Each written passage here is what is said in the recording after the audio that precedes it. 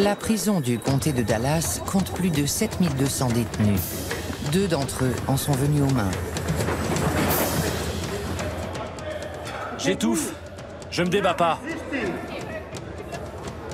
Son bras. Une équipe de surveillants, dont près de la moitié sont des femmes, maintient l'ordre.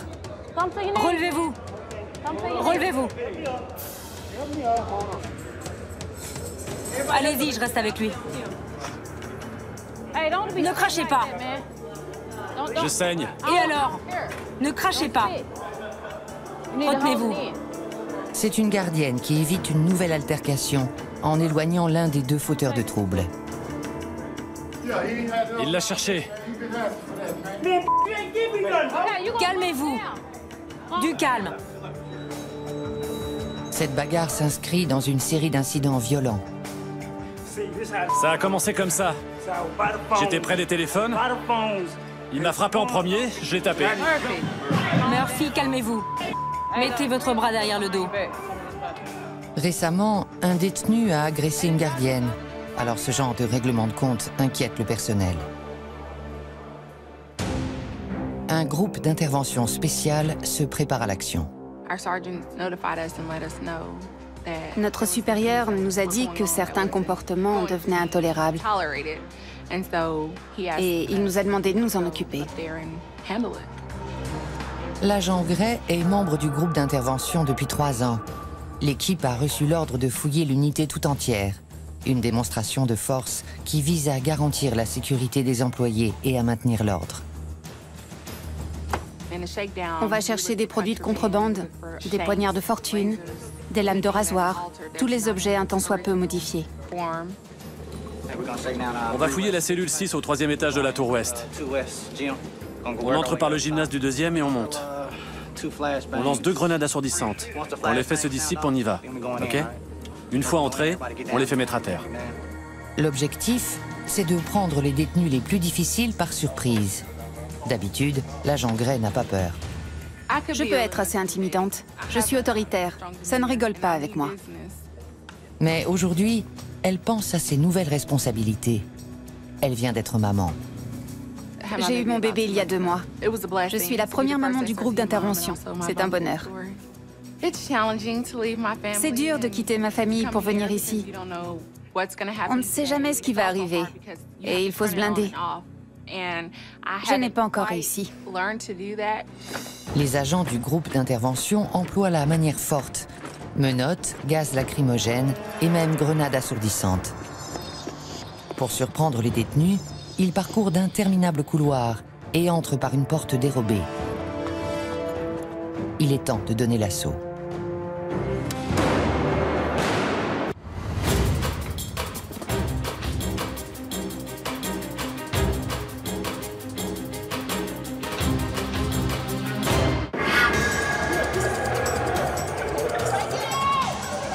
Dispersez-vous! Allez, les mains derrière le dos. Dans le gymnase. Derrière le dos. Debout. Main derrière le dos. Main derrière le dos. C'est bon. L'agent Gray sait que les détenus peuvent réagir très mal dans ce genre de situation. Elle ne laisse rien au hasard. Les mains dans le dos. Avancez, vers le gymnase. On se bouge. Main dans le dos jusqu'au gymnase. Les détenus hommes n'aiment pas recevoir d'ordre de la part d'une femme. Encore moins d'une femme du groupe d'intervention. Tout le monde à genoux. À genoux. Au moindre geste brusque, le groupe est autorisé à plaquer les détenus au sol. Coude contre le mur. Contre le mur. Pendant que l'agent Gray surveille les prisonniers dans le gymnase, ses collègues passent les cellules au peigne fin. Ils recherchent tout objet pouvant faire office d'arme et des produits de contrebande, comme de la drogue ou des aiguilles de tatouage artisanales.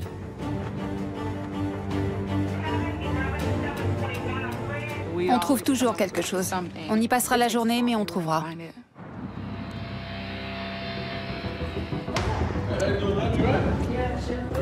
L'agent Martin travaille au service des admissions, le premier filtre de sécurité d'un centre de détention. Avancez quand je vous appelle, d'accord? Près de 300 détenus passent par ce service chaque jour, soit 100 000 par an. Main sur la nuque, jambes écartées. Il faut 99 employés se relayant 24 heures sur 24 pour s'en occuper. Près de la moitié sont des femmes. On prend leurs empreintes. On leur donne la liste de leurs biens. On les appelle pour les prendre en photo et enregistrer leurs empreintes électroniques qu'on envoie au central de l'État. Pour celui qui se fait incarcérer, c'est un processus long et pénible. Les détenus sont souvent désorientés ou énervés.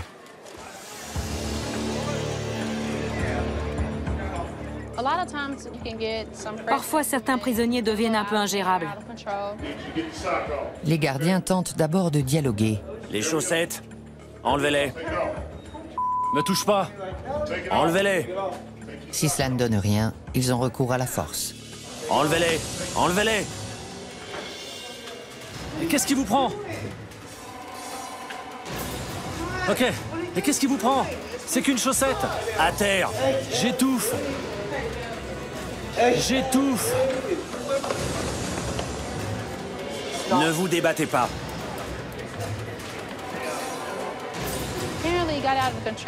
Il s'est énervé, ils ont dû le maîtriser et le menotter. On lui a mis ce qu'on appelle un masque anti-crachat pour éviter qu'il nous crache dessus.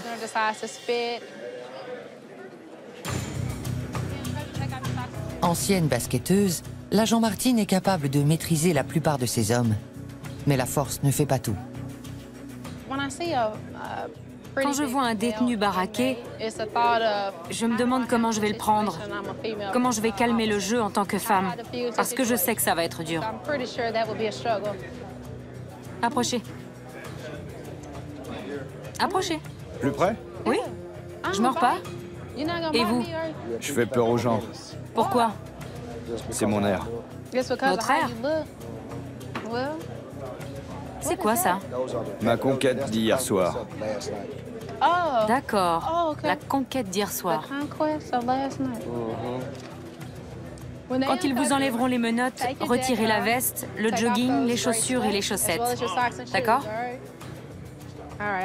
Ravi que vous ayez passé une bonne soirée. Cette main aussi? Non, c'est pour vous. Je reprends ça? Oui. Il aurait sans doute une autre attitude avec un surveillant homme. Il verrait un rival à dominer, peut-être. Avec moi, non. Tout, ça aussi. Quand ce sont des femmes qui sont incarcérées, les rapports avec les gardiennes sont encore différents. Chaque jour, on a beaucoup de prostituées.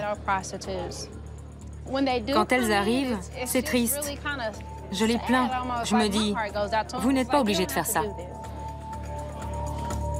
Déjà condamnée pour prostitution, Samantha Rodriguez a reconnu appartenir à un gang. C'est son 5e séjour en prison, cette fois pour violation de la liberté conditionnelle. La première fois, j'ai écopé de 17 jours. La deuxième de 20 jours. La troisième de 30 jours.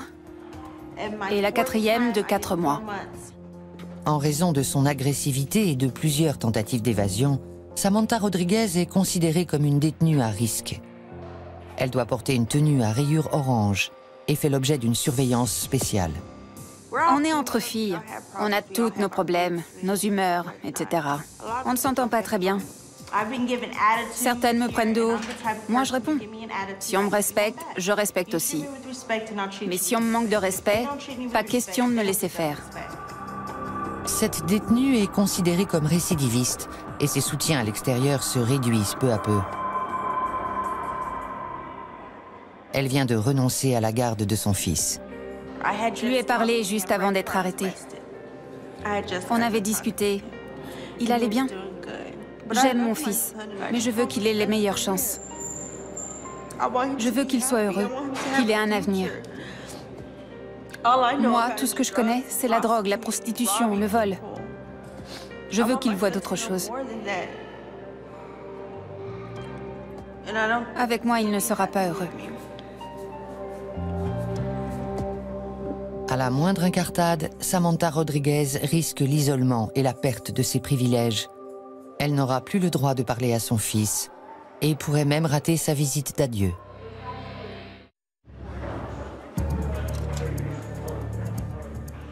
Il faut avoir l'estomac bien accroché pour enfiler l'uniforme et bosser dans un endroit pareil. L'agent Humphries est surveillante pénitentiaire depuis 13 ans, dont 3 à Dallas. J'aime beaucoup mon métier. Il ne se résume pas à mettre un uniforme et venir toucher sa paye. Être gardienne de prison, ce n'est pas une carrière ni un métier, c'est un mode de vie. On est dans un environnement principalement masculin. Alors, en tant que femme, je dois fournir 10 fois plus d'efforts pour leur montrer que je ne suis pas fragile. Elle est affectée à la Tour Ouest. Sa première mission, le centre de contrôle. Humphries. Bonjour, ça va? Ouais, et toi? Ça va. Le centre de contrôle est indispensable à la sécurité du personnel. Les caméras surveillent les lieux 24 heures sur 24. Mais le système n'est pas infaillible. La Tour Ouest abrite plusieurs types de détenus. Ça va du plus inoffensif au plus violent. Ces écrans surveillent les étages. Mais malheureusement, il y a des angles morts. Il y en a à l'intérieur de certains secteurs et des ascenseurs.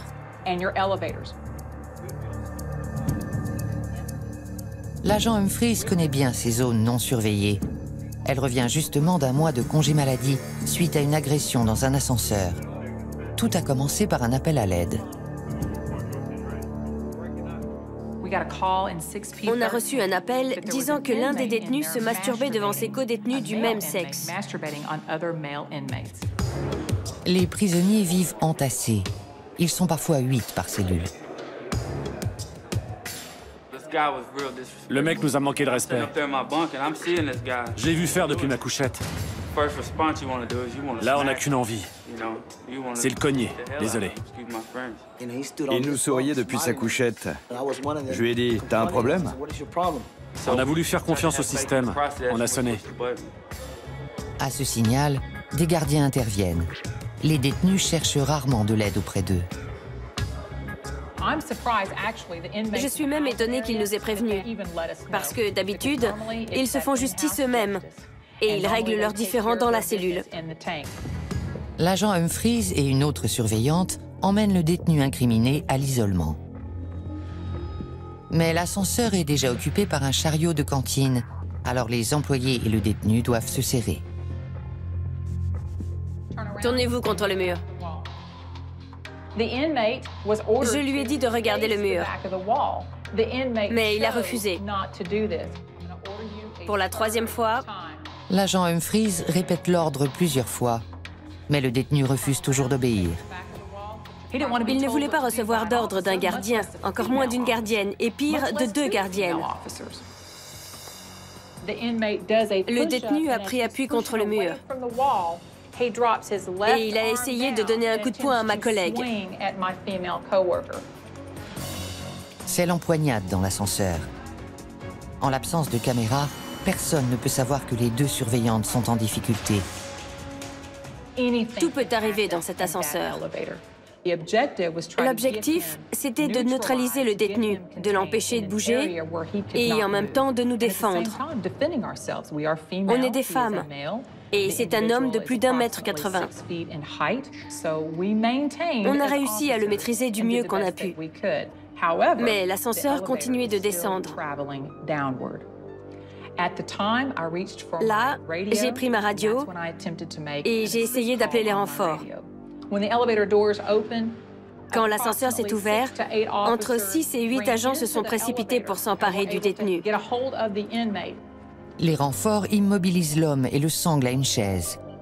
Une fois l'adrénaline retombée, l'agent Humphries découvre qu'elle est blessée. À cause du chariot, on était un peu bousculés.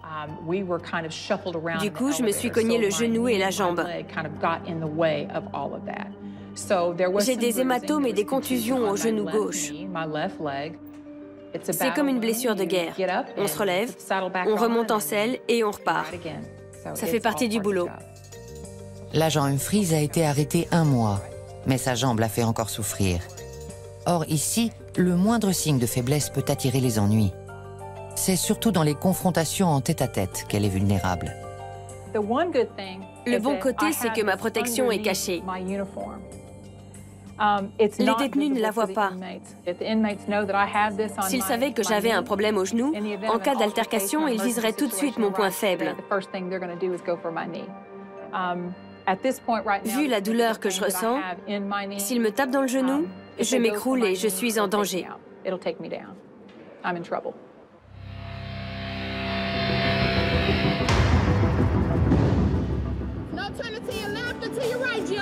Dans la tour nord, l'agent Gray surveille un groupe de détenus, Coude contre le mur!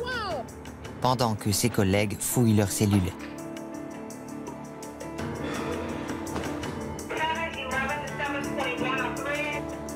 Il découvre plusieurs objets dangereux, aiguilles de tatouage ou lames de rasoir.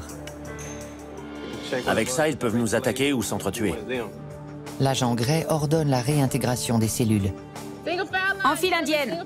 Regagnez vos cellules! Elle sait que ce n'est pas le moment d'avoir des états d'âme ou de penser à sa famille. Il faut être fort mentalement et physiquement pour travailler ici. Une fois les cellules fouillées, le groupe d'intervention se retire. Mais certains détenus expriment leur mécontentement, notamment envers le personnel féminin. Je déteste les gardiennes du groupe d'intervention. Je peux pas les encadrer. C'est les plus durs, les vrais pots de vache. Elles nous font comprendre qu'elles ont tous les droits. Qu'elles vont nous mater, nous en faire baver. Mademoiselle Thornton. En tant qu'homme, on trouve que c'est pas aux femmes de nous donner des ordres. C'est comme dans un couple. Pour moi, c'est l'homme le chef. La femme peut avoir un avis sur ce que j'ai à faire, mais au bout du compte, c'est moi qui décide. Dans ce milieu hostile, une simple consigne peut tourner à l'affrontement. Nettoyer. J'ai rien fait. Y a pas de raison. J'ai pas besoin de raison pour vous demander de nettoyer. Ça fait partie du règlement, d'accord? D'accord.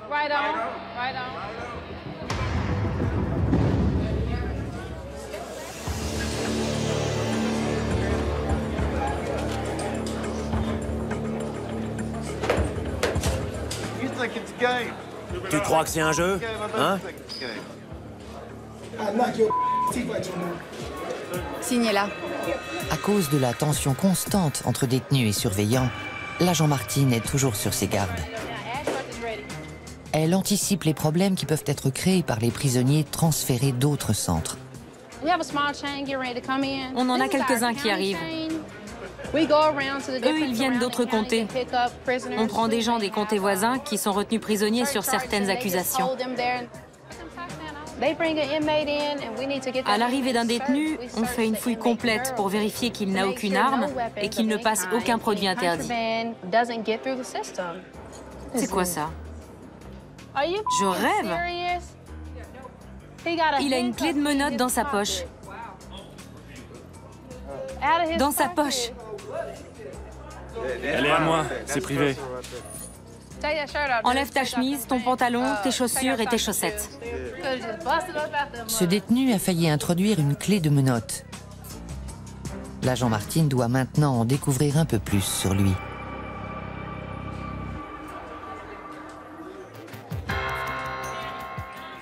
Où je l'ai eu? Oui, c'est la question. C'est un secret. C'est ça. Je l'ai acheté sur Internet. Sur Internet? Ouais, rendez-la moi. Un détenu avec une clé de menottes, c'est inquiétant. Le risque d'évasion est réel. Les chaussures et les chaussettes. Allez, on va pas y passer la journée. Visiblement, il n'a pas pensé à l'utiliser. Il aurait pu s'échapper, ou ouvrir ses menottes, ou même celles de son voisin, et de tous ceux qui étaient dans le fourgon avec lui. Les détenus peuvent agresser les gardiens et s'évader sans que personne ne les retrouve. Ça aurait pu être une catastrophe. Main derrière la nuque, jambes écartées. Elle procède alors à une fouille beaucoup plus approfondie. Le détenu a un joint dans l'une de ses poches. Il n'est pas prêt de quitter la prison. Remettez ça dans vos poches et mettez-vous contre le mur. Négatif.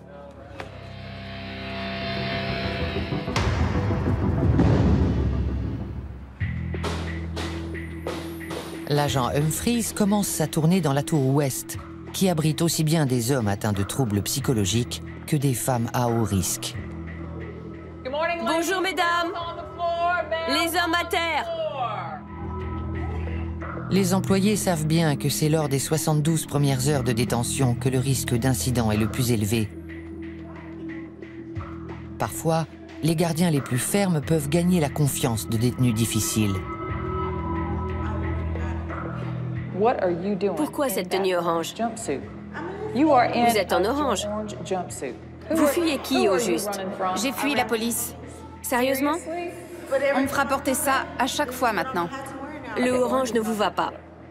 Non, mais le vert non plus. Les surveillants doivent être plusieurs personnes à la fois. On est leur psy, leur prof, leur gardien, parfois leur mère ou même leurs parents. Vous n'avez pas envie d'être là. Non, personne n'aime la prison. Personne, surtout pas les femmes. La prison, c'est pas facile pour une femme. Elles ont trop de besoins, c'est vrai. Les hommes peuvent plus facilement supporter l'incarcération. Les femmes n'y arrivent pas. Elles ont trop de besoins. Et si on a un enfant? Vous avez un enfant? Il faut être auprès de lui. Il est dans une famille d'accueil. Il a été adopté. Mais j'ai le droit de visite. C'est bien, il faut le voir. Il doit vous manquer. Énormément. Je sais. L'objectif pour le détenu, c'est de purger sa peine, de respecter le règlement et de tout faire pour se réinsérer dans la société. J'espère que tous les prisonniers réfléchiront bien à ce qui les a fait atterrir en prison. Le respect, c'est donnant-donnant. On est respecté et on respecte les autres. Ce centre pénitentiaire figure parmi les 10 plus grands des États-Unis. De nombreux détenus sont récidivistes et connaissent toutes les ruses pour introduire de la drogue ou des armes. La répression de la contrebande est une lutte de tous les instants. À chaque fois qu'on prend notre service, on ne sait pas ce qui nous attend. Récemment, les gardiens ont surpris un détenu en train de se taillader avec une lame de rasoir. Il aurait tout aussi bien pu se retourner contre le personnel. Je suis l'agent Hendricks, le chef d'équipe. On a un problème avec un détenu. Il a une lame de rasoir. Il s'est tranché les poignets et il refuse de donner la lame. Je lui ai demandé à plusieurs reprises. En arrivant, on a vu un type costaud. Je me suis dit, c'est pas vrai. On doit vraiment y aller, là? C'est stressant. Avec les détenus atteints de troubles mentaux, on ne sait pas ce qui peut leur passer par la tête, ce qu'ils vont nous faire ou se faire. On veut vous aider, pas vous faire de mal. On va demander à Monsieur Chaussette. Dans cette prison, plus d'un tiers des détenus nécessitent des soins psychiatriques et sont souvent difficiles à gérer. Le cas du jour en est un exemple. Le détenu n'accepte de parler au gardien que via une marionnette improvisée avec sa chaussette. Il voulait sa marionnette. Il n'arrêtait pas de la réclamer. La marionnette a un message à transmettre. Le détenu a avalé la lame de rasoir. L'agent Gray doit intervenir. Là, je prie pour revoir ma famille. On ne peut pas savoir la force du détenu, ce qui se passe dans sa tête, s'il prend des médicaments, etc. Les membres du groupe d'intervention encerclent le forcené et le plaquent au sol.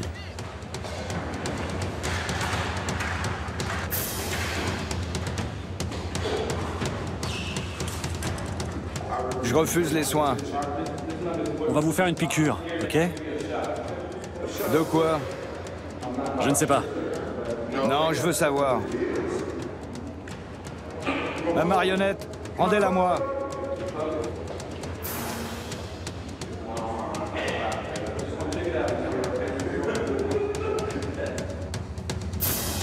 Après l'avoir menotté et interrogé, les agents emmènent le détenu. Mais la lame de rasoir reste introuvable. Ils font venir un médecin et menacent de lui faire passer une radio. Le détenu finit par recracher la lame. Il l'avait gardée sous la langue pendant tout ce temps.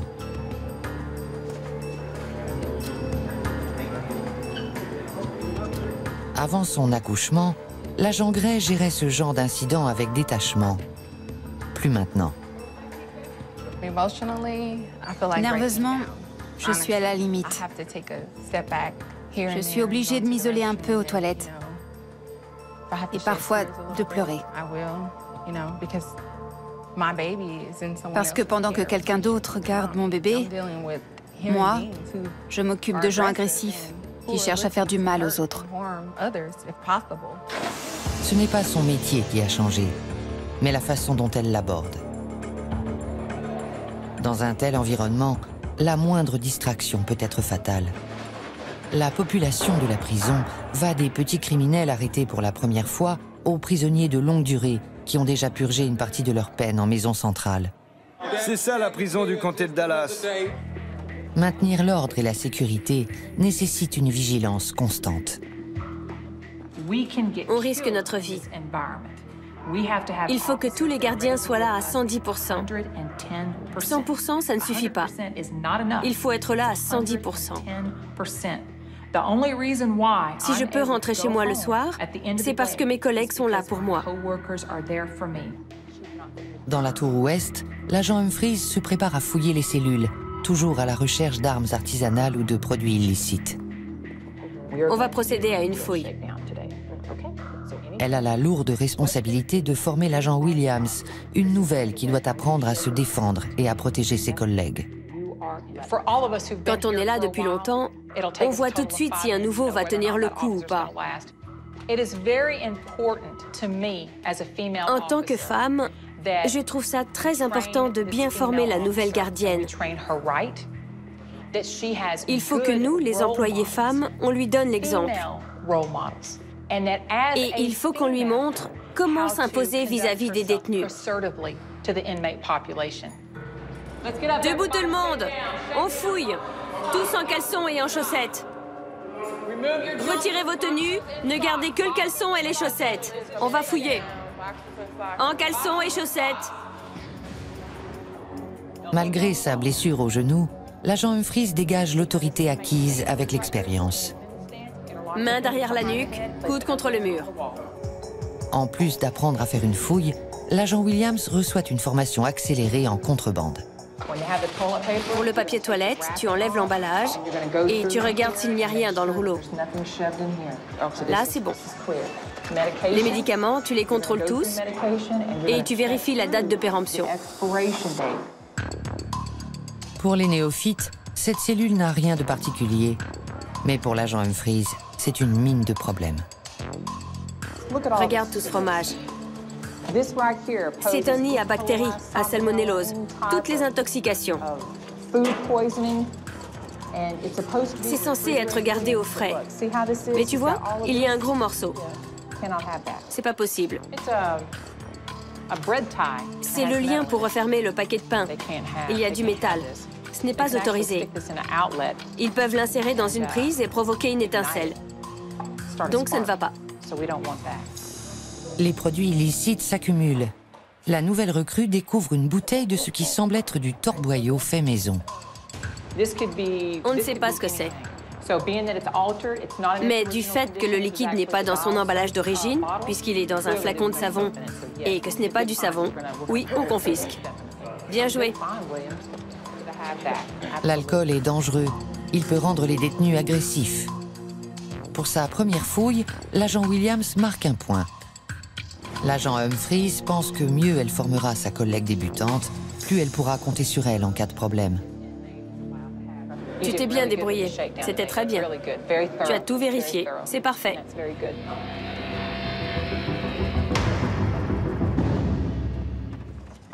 Ils en font tout un plat. Tout un plat.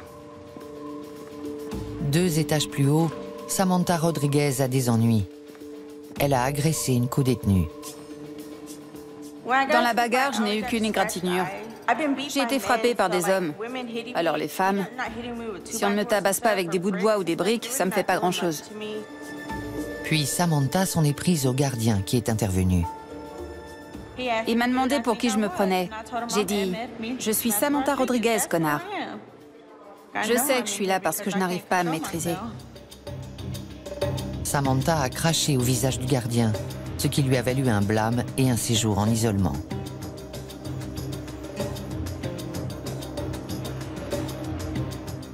J'espère seulement rester en vie. Ne pas replonger, ne pas retomber dans la drogue. C'est tout ce que je peux espérer, rien de plus.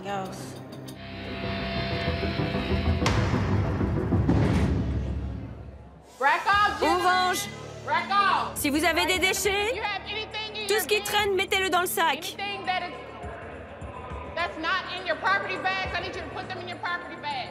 L'agent Gray inspecte les cellules de la tour nord pour clore ses 8 heures de service qui se sont déroulées sans trop de heurts.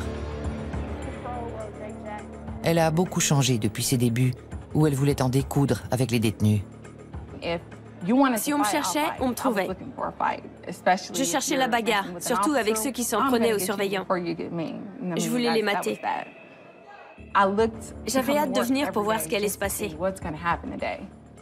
Maintenant, c'est plutôt « je veux pas y aller ». C'est complètement l'inverse. Depuis la naissance de sa fille, elle a envie d'arrêter ce métier et de quitter la prison. Allez vous asseoir. Dans ces cellules, il y a des assassins, des violeurs d'enfants, des tas de criminels différents. Mon bébé vient de naître. Elle a besoin de sa mère. Et je devrais être avec elle plutôt qu'ici, à donner des ordres à des gens qui n'ont aucune envie de m'écouter et qui s'en foutent. Je me dis que je devrais être auprès de mon bébé.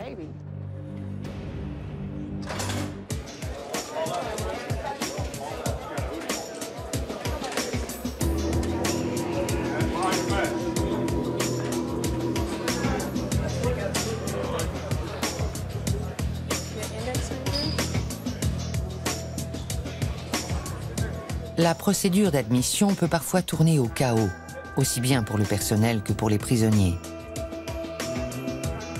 L'agent Martin use de patience et de bienveillance pour maintenir l'ordre. Défaites votre manteau. Mais j'ai froid. Je vous le rends. Enlevez-le. Je vous le rends, d'accord? Cette jeune femme a été arrêtée pour vol dans un comté voisin. Elle semble totalement désorientée. Au tribunal, vous pourrez verser une caution. Mais je viens de voir le juge. Faut passer par notre tribunal. Elle est à cran dès qu'on lui dit un truc. Elle a pleuré. Elle ne comprenait pas ce qu'elle faisait là. J'ai essayé de la rassurer au lieu d'être dure avec elle.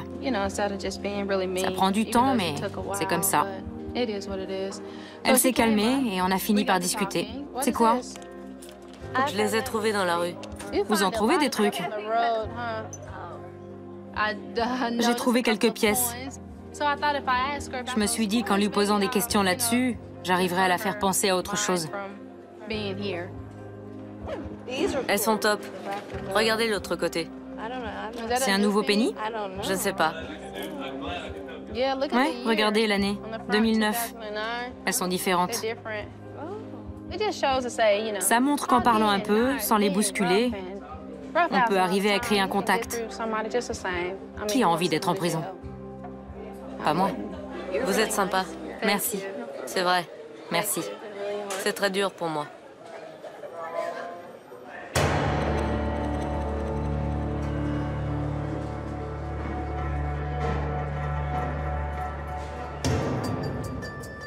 J'ai passé 23 heures isolée dans ma cellule. Moi, Dieu et c'est tout. Je me sens seule, je m'ennuie. À l'étage, Samantha Rodriguez est condamnée à 2 semaines d'isolement pour avoir agressé une codétenue et craché sur un surveillant. Je ne sais pas combien de temps je vais devoir rester ici.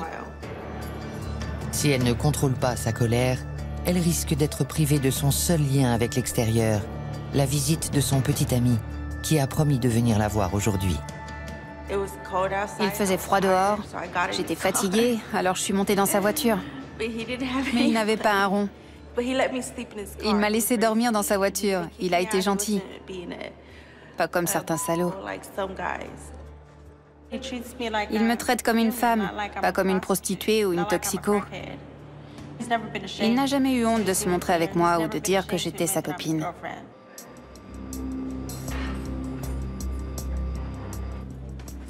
Il devait venir vendredi dernier, mais il a dû partir en déplacement. J'espère qu'il va venir. Il l'a promis, mais il ne tient pas toujours ses promesses.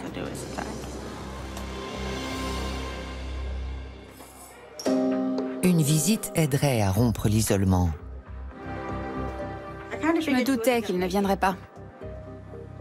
Je me disais...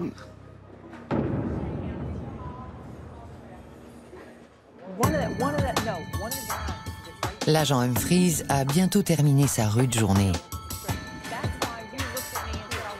Elle a du mal à oublier la douleur et les craquements de son genou. Mais elle ne doit montrer aucun signe de faiblesse devant les détenus. Sinon, elle risquerait une nouvelle blessure. Vous savez que je ne rigole pas. Je dois me protéger, parce que je suis venue travailler alors que je ne me sens pas tout à fait rétablie. Je ne suis pas tranquille. Évidemment, il ne faut pas que je boite ou que je donne l'impression d'avoir mal. Ça fait mal sur tout le côté et à l'arrière de la rotule. Et là, comme à chaque fin de journée, on voit que c'est enflé. Le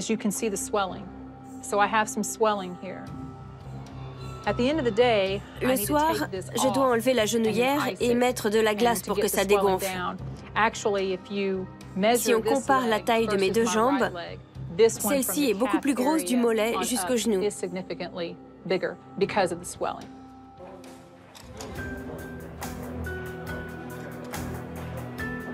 Une de plus.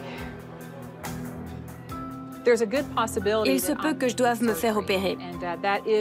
Ça m'inquiète. Je vais en parler au médecin jeudi pour voir ce qu'il en pense. Si l'agent Humphries se fait opérer, il lui faudra plusieurs semaines pour se remettre. Or, cela pourrait lui coûter sa place, même s'il s'agit d'un accident du travail.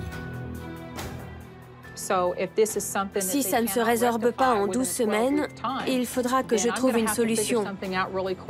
Que je vois ce qu'envisagent mes supérieurs, professionnellement parlant, et que j'avise.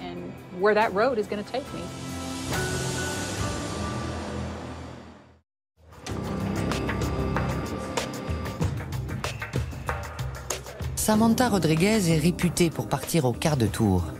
Et quand elle s'énerve, elle s'en prend à ses co-détenus. L'isolement 23 heures par jour l'angoisse. La solitude me mine. J'ai besoin de voir des gens. Aujourd'hui, une bonne nouvelle l'attend. Une visite. J'ai une visite. Le petit ami de Samantha, Ahmed, est là. C'est une surprise. J'ai eu peur. Je pensais qu'il était fâché, qu'il en avait marre de moi. Genre, elle me saoule celle-là. Ce n'est pas dans sa nature de chercher les ennuis. Il doit y avoir une raison à ça. Peut-être un manque affectif ou le besoin d'attention. Vu sa situation actuelle, les perspectives ne sont pas très bonnes. Mais c'est là qu'il faut être fort et surmonter la tempête.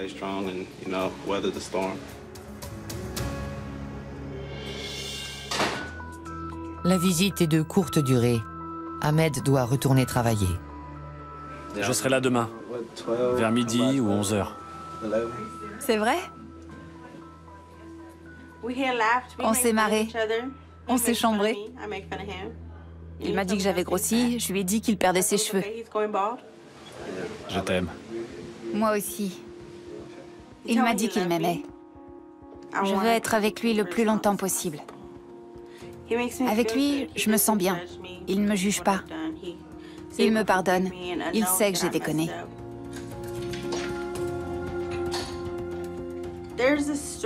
Il y a une histoire sur un papillon qui essaie de sortir de son cocon. Je ne savais pas, mais leur corps est rempli de liquide. Un monsieur qui l'observait a voulu l'aider en coupant le cocon, mais du coup, le papillon n'a jamais pu voler. Parce que l'effort de s'extraire du cocon est nécessaire pour que les fluides arrivent jusqu'à ses ailes et lui permettent de voler. On doit tous lutter. Vous vous identifiez au papillon? Oui. Je suis le papillon.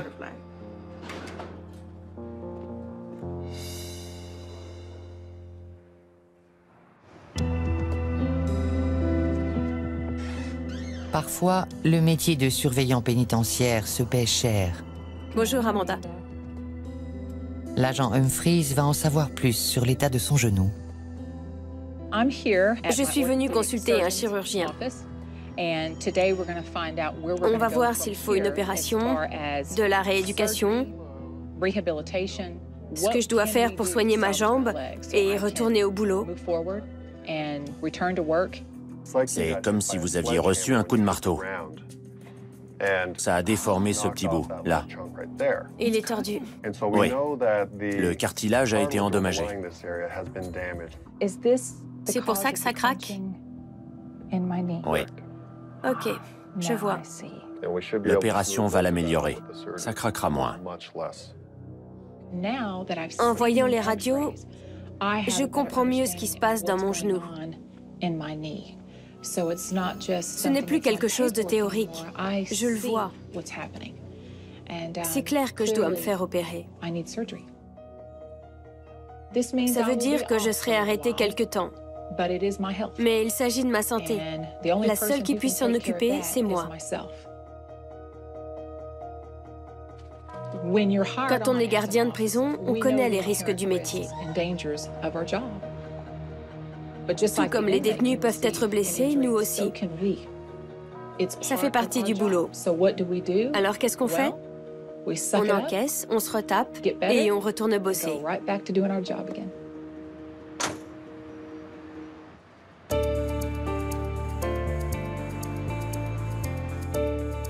Pour l'agent Gray, ce n'est pas une journée comme les autres. J'en ai marre de me bagarrer. Je n'ai plus envie. J'en ai marre de pleurer, de me demander ce qui va arriver. Je n'en peux plus. Après mûre réflexion, elle a décidé de donner sa démission. Pour une gardienne aussi respectée et expérimentée qu'elle, la décision n'a pas été facile. Mais sa maternité récente la dissuade de faire un métier aussi risqué.